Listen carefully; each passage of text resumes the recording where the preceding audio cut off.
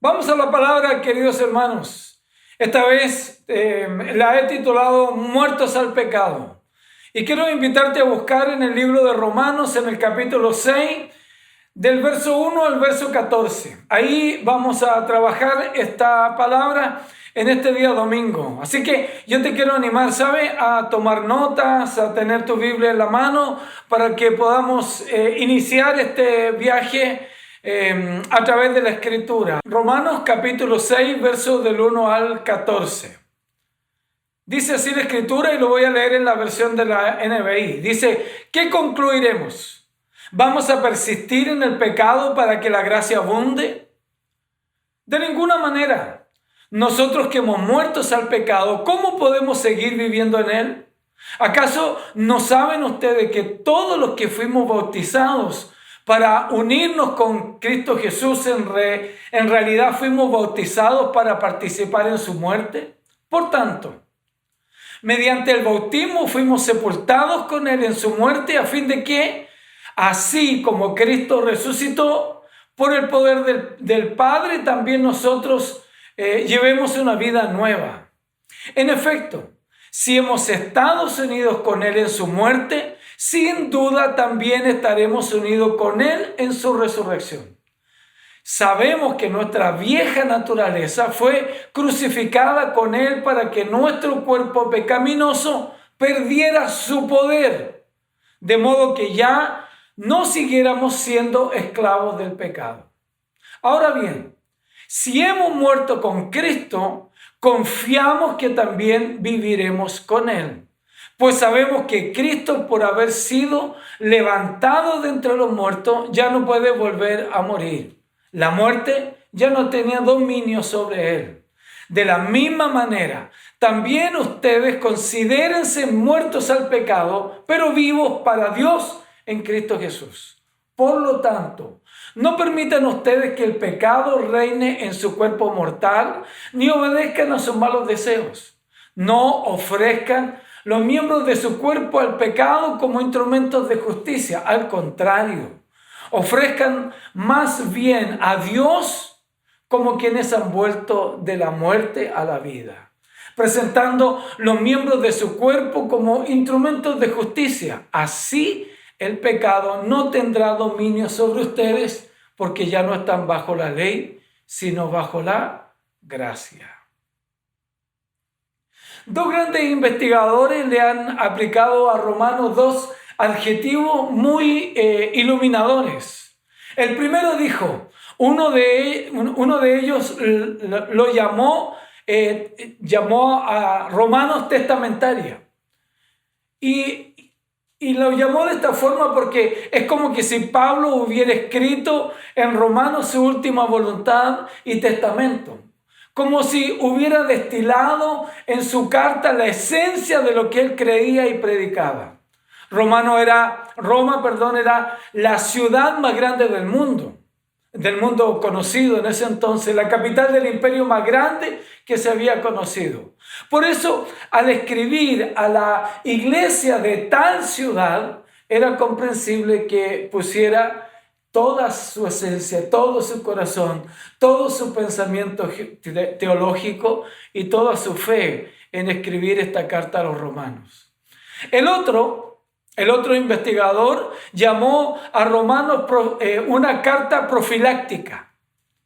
Y la llamó así porque era una carta que en esencia lo protegía de la infección. Y es interesante cómo lo toma. ¿Sabe por qué? Porque Pablo había visto muy a menudo el daño y los problemas que podían causar las ideas erróneas, las nociones tergiversadas, las concepciones equivocadas de la fe cristiana.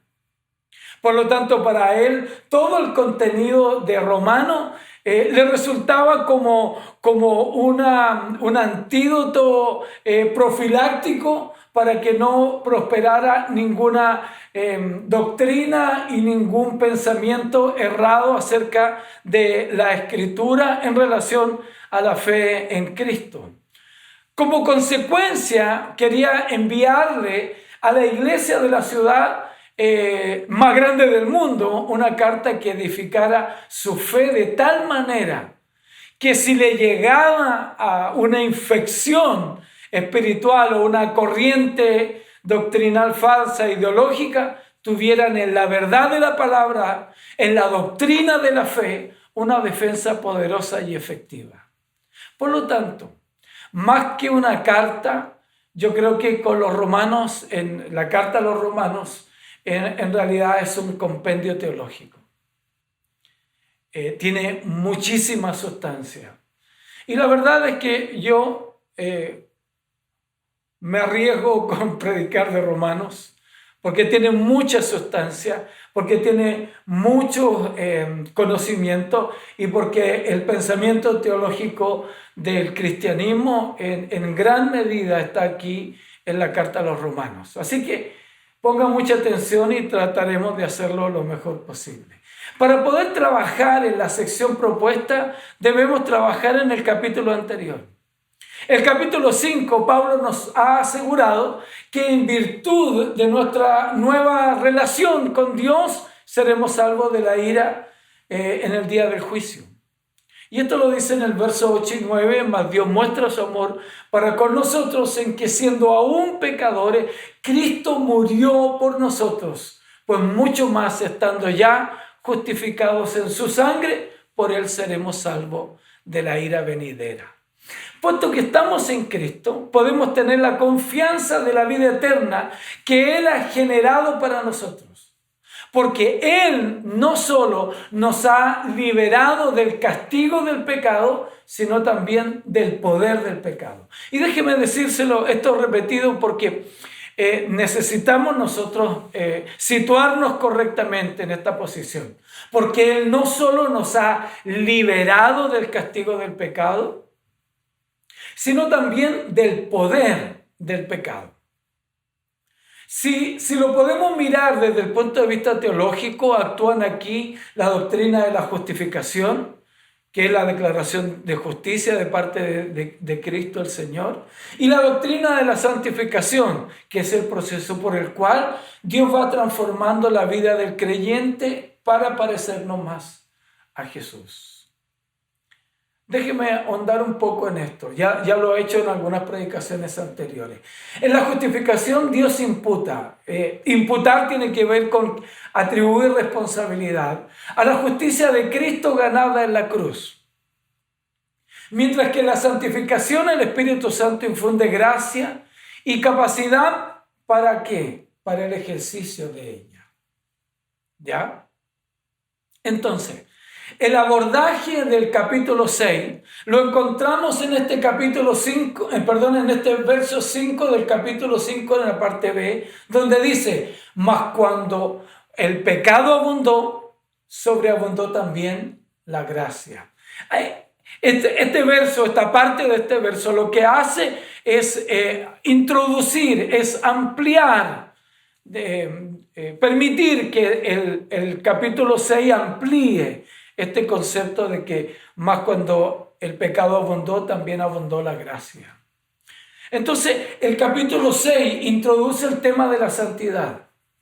Nosotros que hemos muerto al pecado, ¿cómo seguiremos viviendo en él? En este capítulo cambia el énfasis con relación al capítulo anterior, porque el capítulo 5 aborda el estado legal del creyente, o sea, la declaración de justicia. Por lo tanto, cuando nosotros decimos como creyentes que somos justificados, estamos hablando desde una perspectiva penal, desde el trono de Dios. Se declara la justicia por los méritos de Cristo en la cruz. Por lo tanto, este capítulo 5 lo que hace es hablar desde ahí, desde el estado legal del creyente. Pero el capítulo 6 lo que va a hacer es abordar el tema espiritual y moral del creyente una vez que ha sido justificado. Entonces ahí donde nosotros tenemos que introducirnos y meternos en esta sección muertos al pecado. Entonces, ¿qué pues diremos? ¿Perseveraremos en el pecado para que la gracia abunde? El apóstol responde en ninguna manera. Porque los que hemos muerto al pecado, ¿cómo viviremos aún en él? El verso 3 dice, ¿no sabéis que todos los que hemos sido bautizados en Cristo Jesús, hemos sido bautizados en su muerte?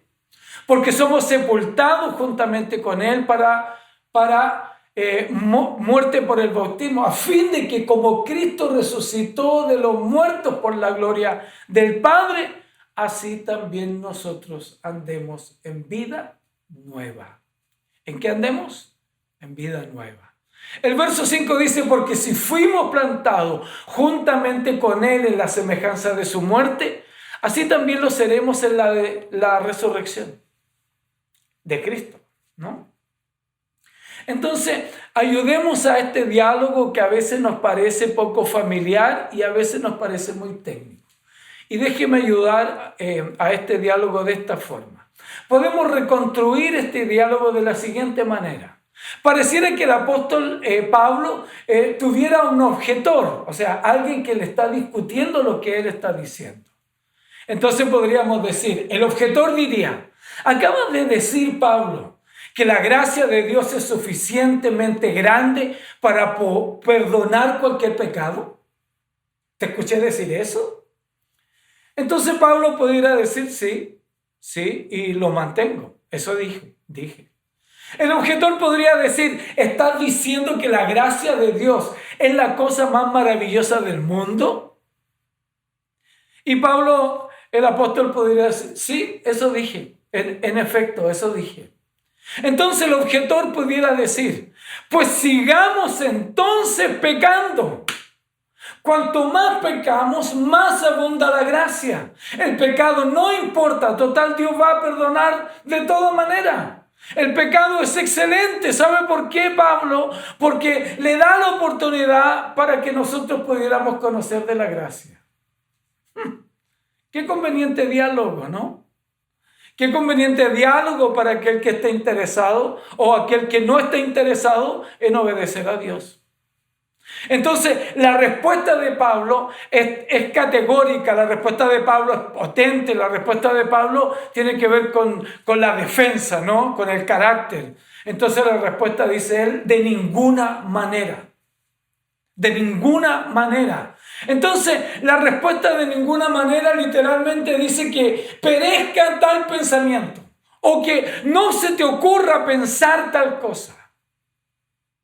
Entonces, vemos el énfasis. Ahora, el énfasis del autor está dado por la importancia del tema. Vemos rechazando enérgicamente al apóstol Pablo tamaña distorsión de la doctrina de la gracia. Es como plantear el fin justifica los medios. Es como si el objetor tuviera un pensamiento maquiavélico. Ahora mire, en el capítulo 13, en el verso 8, ya había abordado este tema el apóstol Pablo cuando dice, hagamos males para que vengan bienes. Entonces vemos a un Pablo rechazando enérgicamente esa idea errónea y la respuesta es muy tajante. No te atrevas a pensar de esta forma. Déjeme decírselo de nuevo. No te atrevas a pensar de esta forma. No solo es indebido, sino es imposible, porque algo decisivo ocurrió en su vida, que por la gracia de Dios ellos habían muerto al pecado. Ellos habían renunciado a la obediencia, a la naturaleza pecaminosa y a toda la seducción y halago que el mundo le podría ofrecer. Habían renunciado a eso. Entonces, hemos muerto al pecado y nuestra vida está escondida en Cristo. Por eso se hace imposible que sigamos practicando abiertamente el pecado. Ahora, déjeme hacer una salvedad. Porque es evidente que el apóstol Pablo no está planteando que los cristianos no puedan pecar. No está planteando eso. Sino que el pecado, lo que él está planteando es que el pecado no reine en nuestras vidas y que no prestemos nuestra vida para estar sometida a la concupiscencia, o sea, a lo interior, a los deseos pecaminosos que tenemos en nuestro corazón. Por lo tanto, implícitamente aquí hay una demanda de santidad. Hemos muerto al pecado y ahora vivimos para Cristo. No se puede morir y seguir practicando para lo cual hemos muerto. No se puede, a no ser que nunca hayamos muerto. Y déjeme explicarle la demanda de santidad, porque una cosa es la santidad local, o la santidad que tiene que ver con la posición. Cuando aceptamos a Cristo en nuestra vida, Él nos apartó, por lo tanto Él nos hizo santo. Pero también hay una santidad progresiva, que es la santidad que tiene que ver con las obras de santificación. Y esa nos va a durar toda la vida. Por lo tanto, vuelvo a insistir en este concepto. No está planteando que el hombre no peca. Sí pecamos, ¿sabe por qué? Porque tenemos una naturaleza caída, obviamente. Pero la diferencia está en que en nuestra vida nosotros tenemos una naturaleza nueva y el poder del pecado ya no actúa más en nosotros. Por lo tanto, el pecado no se puede enseñorear de nosotros. Entonces, nosotros necesitamos dejar de pecar y correr a la gracia de Dios. Ahora, el apóstol afirma que este cambio de estado, es decir, muertos al pecado y vivos para Cristo, ocurrió en el bautismo. Mira el verso 3. ¿O no sabéis que todos los que hemos sido bautizados en Cristo Jesús hemos sido bautizados en su muerte? La pregunta aquí sería, ¿has pensado qué ocurrió cuando tú te bautizaste? Y es interesante, porque a veces nosotros le aplicamos el bautismo solo a una simbología. Pero veamos qué creían los judíos en relación a esto para poder entenderlo bien. Para esto necesitamos saber qué era el bautismo para los primeros recipientes o para los primeros receptores de la palabra. Y lo que significa para ellos el bautismo. Para los judíos el bautismo era el acto mediante el cual los no judíos se convertían al judaísmo. La remoción final de la impureza gentil, ese era el concepto. Mediante ese acto una persona le daba la espalda al paganismo y al pecado, prometiendo seguir los mandamientos de Dios, y llegaba a ser una nueva persona en relación a la ley. Estamos hablando de la práctica del bautismo del judaísmo. Ese era el significado. En el caso de los creyentes es básicamente igual. Esto ocurría de la misma forma por una persona que se convertía a Cristo. De la misma manera dejaba atrás su vida vieja mediante la participación de la muerte de Cristo. Ahora, la implicancia entonces del bautismo es muerte-vida. Esa es la implicancia. Esta pregunta comienza con una frase que nos debe llamar la atención. ¿O no sabéis? No, estoy hablando del verso 3. ¿Y por qué? Porque el bautismo está relacionado con la confesión de fe. Por lo tanto, el apóstol Pablo lo que estaba suponiendo aquí en este no sabéis, estaba suponiendo que todos los que estaban recibiendo esta carta en Roma sabían la conexión entre el bautismo y la confesión de fe. ¿Y por qué? Porque el bautismo está relacionado con la confesión de fe. Por lo tanto, cualquier persona que se dice ser cristiano debe haber pasado por una confesión de fe. O sea, debe principalmente conocer el ABC del Evangelio. Por lo menos debe conocer los elementos básicos que constituyen el Evangelio del Señor. Por eso estamos hablando de la confesión de fe. Por lo tanto, el marco del bautismo, y déjenme hacer un paréntesis a propósito de la confesión de fe, porque a veces en algunas esferas evangélicas la confesión de fe se le llama a la oración que el penitente hace para aceptar a Cristo. No, ¿sabe? La confesión de fe tiene que ver con que tú, insisto en este concepto, tú entiendas el ABC del Evangelio, entiendas la columna vertebral de lo que es el Evangelio, para decirlo, entender qué es lo que Cristo hizo con nosotros, cuál es la condición que teníamos y qué es lo que pasará en nuestra vida después de la muerte, ¿no? Ese es el ABC, y que en otro momento quizás se lo pueda explicar, ¿no? Por lo tanto, el marco del bautismo era introducir al creyente en una relación con su Dios creador y su Salvador.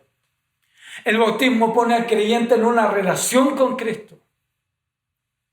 Y el apóstol Pablo subraya que esa relación está por un lado en su muerte. ¿Por qué?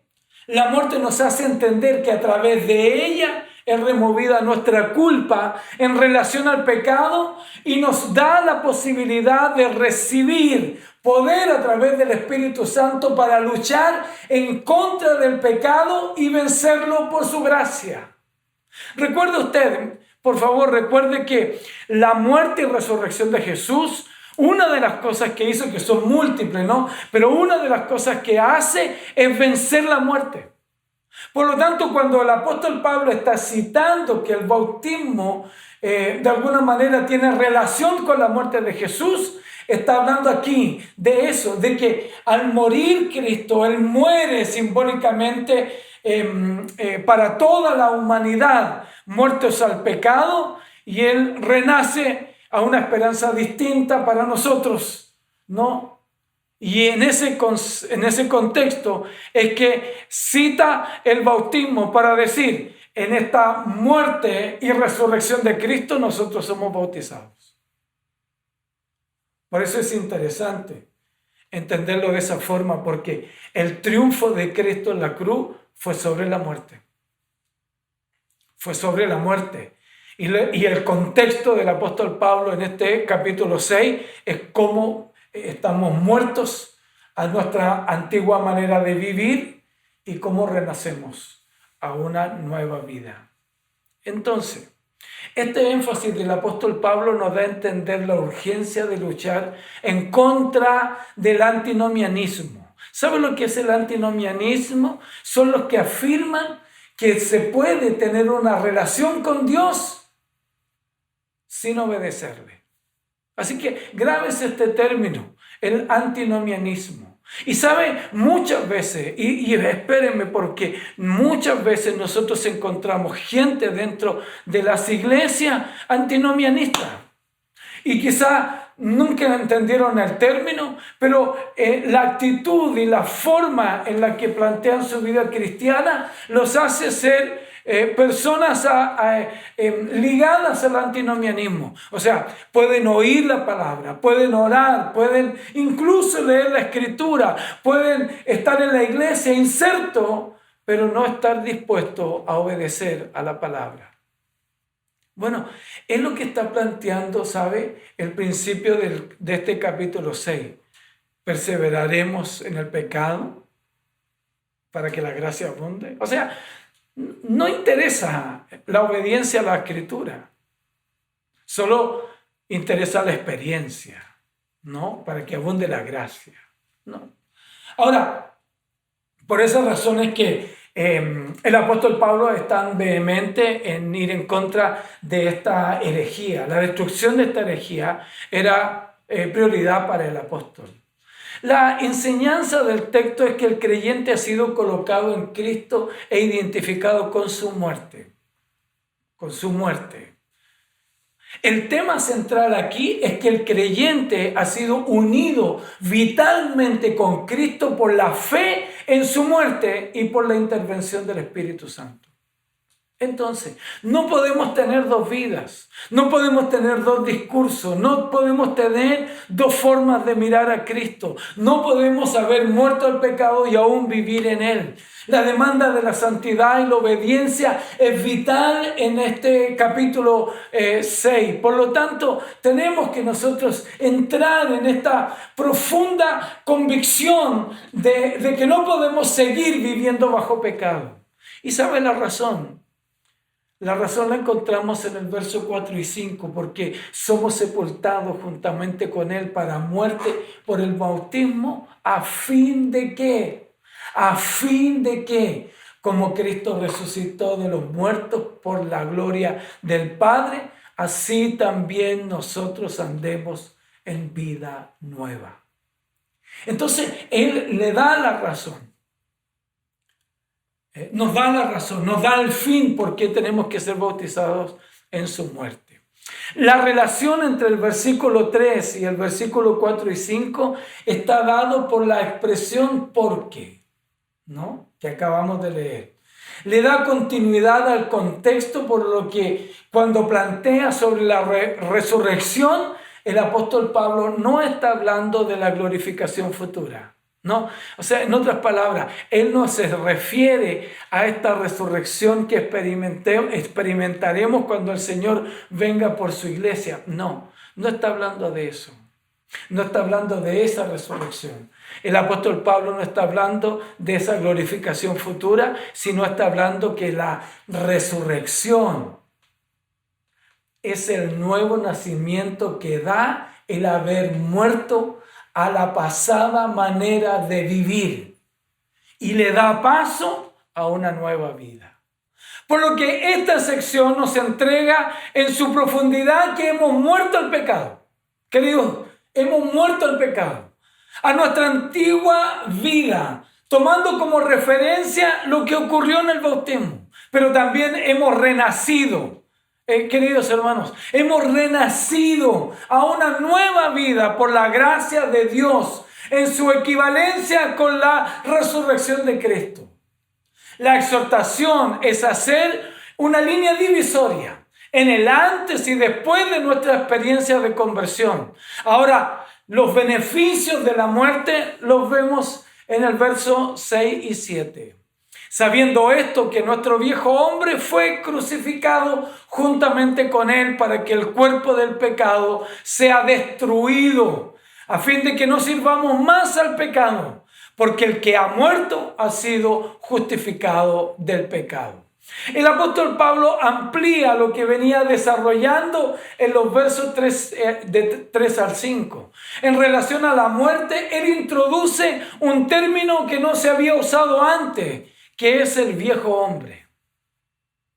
Y esta expresión la usa para referirse a lo que éramos antes, en Adán, en la naturaleza caída, no regenerada que teníamos antes de recibir nuestra nueva vida en Cristo. Entonces debemos recordar que el apóstol Pablo está corrigiendo este perverso error de los antinomianistas, por lo que Pablo aquí está diciendo: en vez de revolcarse en el pecado para que la gracia aumente, debemos tener en cuenta que ese mismo hecho derrotará el propósito mismo de nuestras vidas como creyentes, desnaturalizará nuestra vida como creyentes si nosotros seguimos practicando el pecado. Les continúa diciendo: no se dan cuenta que nuestra naturaleza antigua, adánica, caída, fue crucificada juntamente con él para su destrucción. Porque este cuerpo de pecado, este cuerpo controlado por el pecado, debe quedar inactivo. Escúcheme, la palabra muerto aquí es inactivo. El fin de eso es para que este cuerpo no sirva más al pecado. Ese es el fin, para que este cuerpo no sirva más al pecado. El apóstol pone sobre la mesa la razón de por qué hemos sido muertos, inactivos, para que no continuemos sirviendo al pecado como algo habitual en nuestra vida. Y esa condición necesita una declaración. Y esta la encontramos en el verso 7 cuando dice: porque hemos sido justificados del pecado. En este contexto el significado parece ser: habemos sido puestos en libertad. Escúcheme, profundísimo, hermano. Hemos sido puestos en libertad, o habéis sido declarados libres del pecado.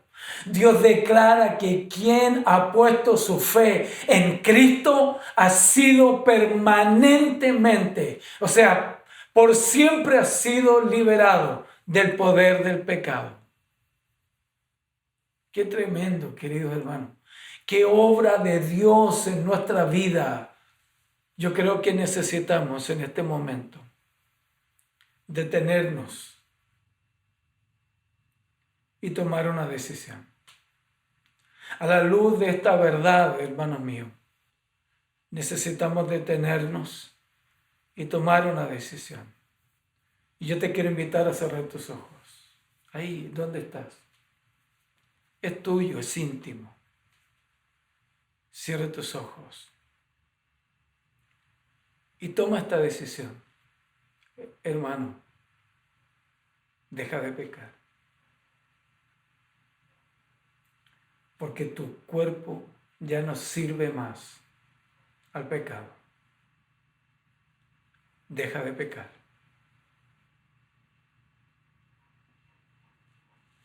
Los resultados, hermanos míos, los resultados de ser resucitados con Cristo, los vemos en el verso 8 al 10. Y si morimos con Cristo, creemos que también viviremos con Él. Sabiendo que Cristo, habiendo resucitado de los muertos, ya no muere. No, porque ya lo hizo. Ya no muere. La muerte ya no se enseñorea más de Él, porque en cuanto murió, al pecado murió, una vez por todas. Mas en cuanto vive, para Dios vive. Y si morimos, para Dios morimos. Y si vivimos, para Él vivimos. Pablo demuestra que si el creyente murió juntamente con Cristo, automáticamente vivimos con Él. Una cosa incluye también la otra. La expresión creemos que viviremos con Él es el futuro indicativo que significa vivir juntamente con Él. Y a su vez, este tiene dos indicaciones. Y me encantaron estas indicaciones. ¿Por qué? Porque el creyente vivirá como referencia a la unidad con Cristo. O sea, vivirá con Cristo porque está unido a Él. Y también vivirá por medio de Él. Interesante, tenemos estas dos formas de vivir en Cristo.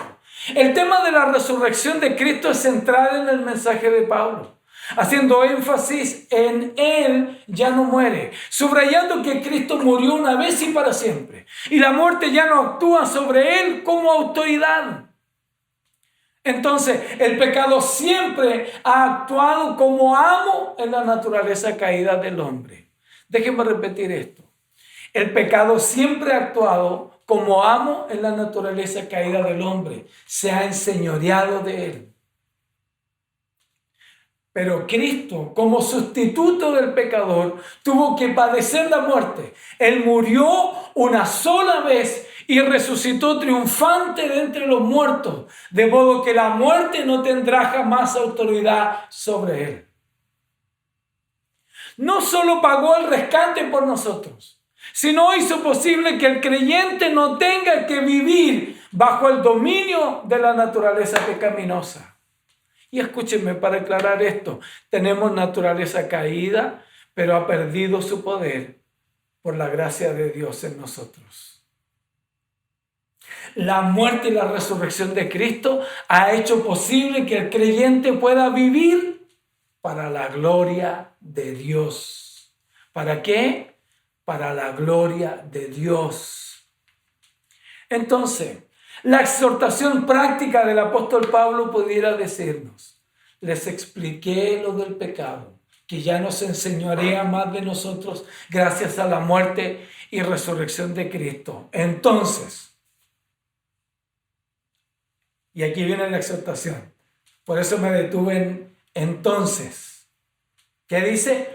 No dejen que el pecado reine en sus vidas. Los pecados le van a asediar, pero hay que vencer. No será de la noche a la mañana, pero venceremos. Porque si Cristo está en nosotros, si la gracia de Dios cubre tu vida, seremos más que victoriosos.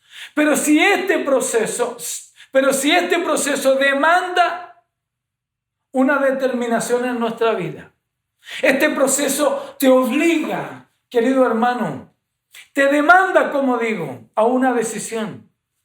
Deja de pecar. Querido, deja de pecar. Y eso es lo que dice el apóstol. Deje de presentar sus vidas como instrumentos de injusticia para servir al pecado. Más bien, transformen su vida en instrumentos. ¿Saben cómo se traduce en el original la palabra instrumento? Se traduce por armas. Entonces déjeme decirlo otra vez. Más bien, transformen su vida en armas de justicia. ¡Wow! Miren qué tremenda exhortación práctica aquí del apóstol. Más bien transformen sus vidas en armas de justicia. Y la palabra justicia aquí es traducida como inocente, como santo, como apartado, como parte del reino. Por lo tanto, lo que él está diciendo, transfórmense como armas ¿de qué? Del reino de Dios. Ahora hemos de servir a la justicia. Hemos de servir a la justicia. ¿Sabe por qué? Porque la nueva norma de conducta que Dios nos revela busca del reino de Dios y su justicia. Por lo tanto, la justicia es una norma moral y espiritual que todo hombre debe seguir. Que todo hombre que ha muerto al pecado es capaz de seguir. Y termina el apóstol Pablo esta sección diciéndonos que el pecado ya no se enseñorea más. ¿Sabe? Señorear viene de la raíz Kyrios. Y ya le expliqué semanas atrás lo que era la palabra Kyrios, la palabra Señor. Entonces el apóstol Pablo nos está diciendo, recuerden ustedes que el pecado ya no es tu amo, ya no es tu Señor.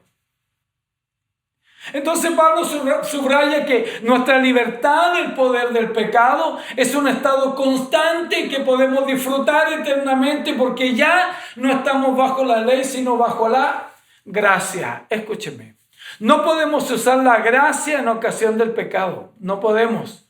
Por eso es que el verso 6, en el capítulo 6 comienza diciendo perseveraremos en la gracia, en el pecado, para que la gracia abunde. No, usted no puede esconderse detrás de la gracia de Dios para justificar su pecado. No puede esconderse detrás de su naturaleza caída para justificar su pecado. No puede llegar a esgrimir y decir, no, que somos débiles, que somos humanos, que nuestra naturaleza es depravada. No puede justificarse ahí. ¿Sabe por qué? Porque la cruz lo que hizo es justificarnos del pecado y lo que la nueva naturaleza hizo es librarnos del poder del pecado y este poder del pecado ya no actúa más como amo y Señor de nuestras vidas.